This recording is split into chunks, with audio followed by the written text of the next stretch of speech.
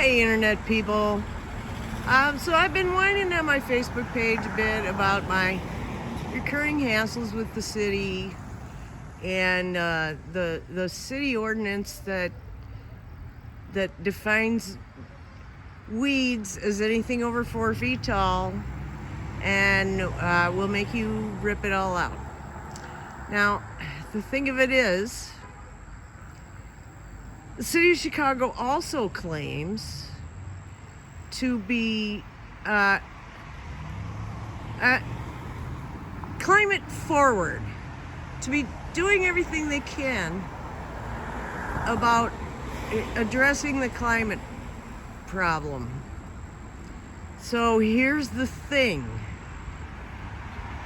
The cheapest, easiest, fastest, bestest way to make an actual impact on the planet is to kill your lawn.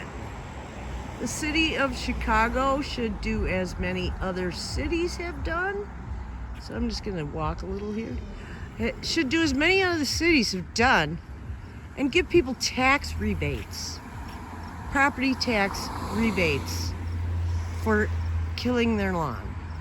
And so there's a few things in this landscape that I introduced, but by and large, it is just the native plants that were here, before any flippin' humans. There are a few I introduced though. So I'm just gonna kind of pan through here and point out that this forest of milkweed is on my property, not on the parkway, but it's still subject to a ticket should they choose, because it's over 4 feet tall, and as the guy who decides these things at the administrative hearings, it has the word weed right in its name. But here's the problem. It is the cardinal species for endangered monarch butterflies who do in fact come here and do in fact use it. And so for them to tell me to wipe it out would be a violation of the Endangered Species Act. Thank you very much. So over on this side, this is a prairie primrose, which is native to the area, but which I introduced in the form of a little packet of seeds from the Botanic Garden seed swap. I have a lot of thistle, although so this is pretty manicured.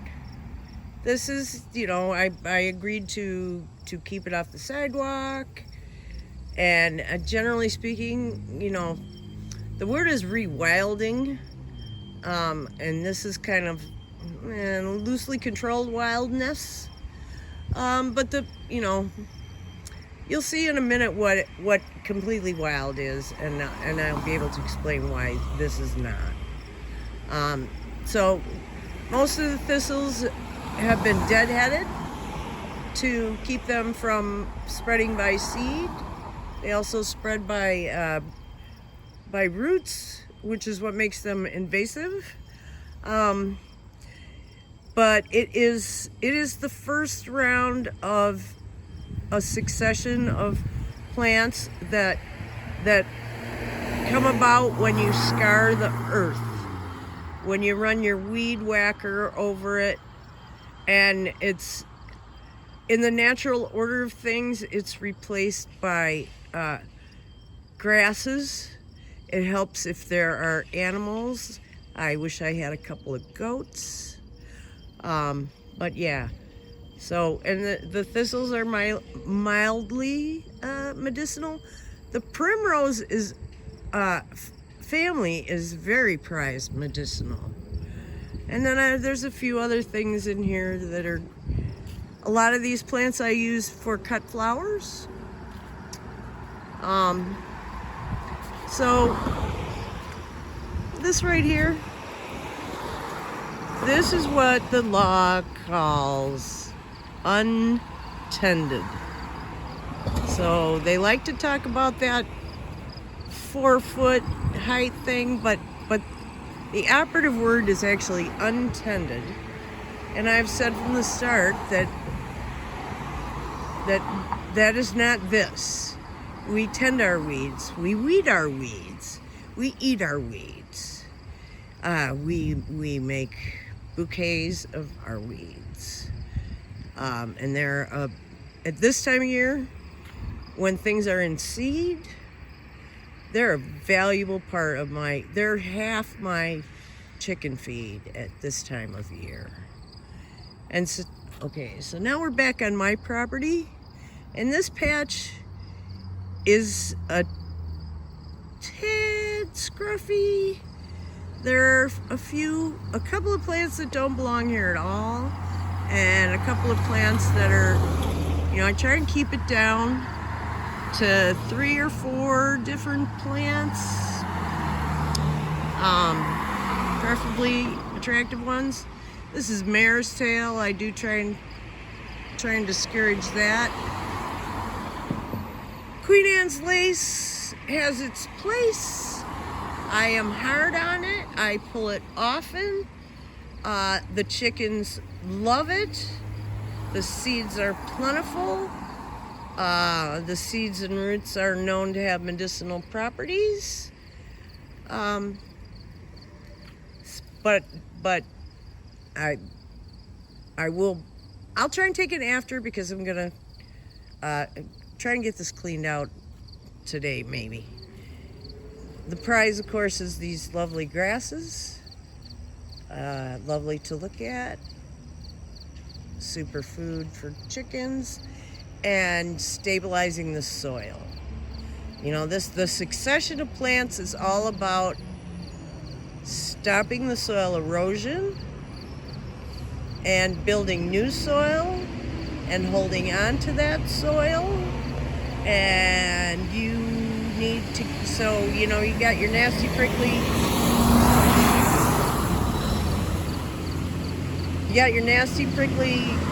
thistles, other tough stuff that comes in first, until the grasses can get there, and the density of their roots, allows them to take over. And after that, it's next is trees and bushes and what have you. But hello, don't mind me.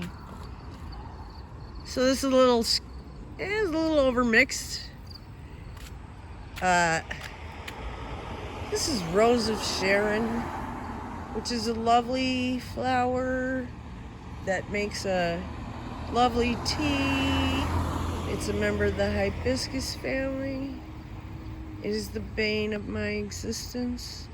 Every gardener has a weed they hate. For a lot of people, it's Creeping Charlie. Not me. It's these things. There's a lot of sorrel in here. The girls love that. That also makes a lovely tea. When I say the girls love it, generally speaking, that means people also love it. There are choice edibles through here that they just adore. And let me see if I can pick a couple out here. I knocked down most of this yesterday. The big thing next to the sprinkler is lamb's quarters, which every once in a while I see somebody over here foraging. And I'm looking for an amaranth, which is I'm not seeing right now because I just pulled them all the other day, because it is a high quality human edible, a grain, and highly prized, and a great addition to our food supply here.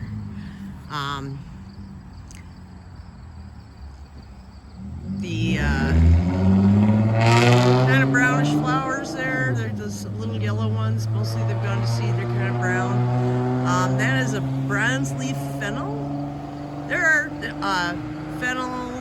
mustard and a few other things in here that I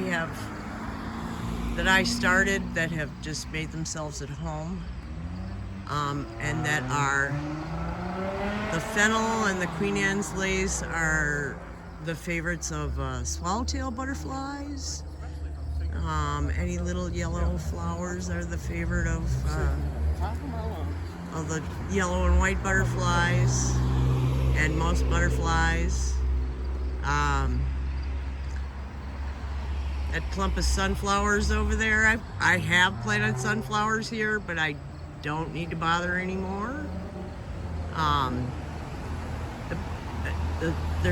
They're always covered with goldfinches, as are the prairie primrose. Makes a bazillion teeny tiny seeds, and it's highly prized by like the itty bitty birds, especially. I get a lot of migrating warblers and other itty bitties. So this is probably long enough. I'm gonna sign off now. But I'm working on a longer explainer about the science of what we do here. It's not my kooky artist part that cooked up this plan. It is my hardcore science nerd to the bone side that cooked up this plan. One of a motto from day one was, "I smell the planet burning, do you?" And we have aimed to be a model and to educate, and we've done a lot of that. But it's getting hot in here, and so I'm trying to step it up and spread the word, and maybe even talk to some of the powerful folks about fixing some laws like the weed ordinance. There are model ordinances all over. There are basic good practices for dealing with native gardens, and they're all out there. They don't need me to tell them, but I could tell them in about 3 minutes max. None of this is hard. This is not about going to Mars and flying helicopters. This is about letting Mother Nature back in the places we have squeezed her out. All right, see y'all on Facebook or whatever. Bye.